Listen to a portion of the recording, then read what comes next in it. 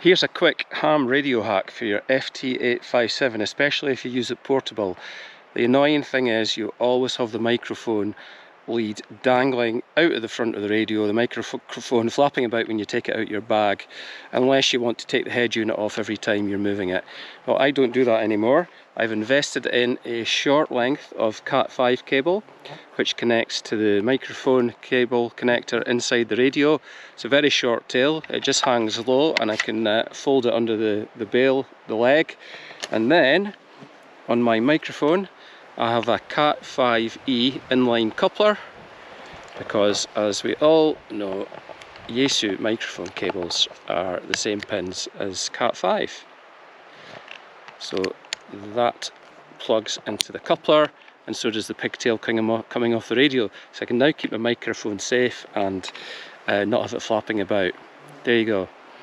How simple is that? Give it a try. Let me know if you've tried it already. 7-3.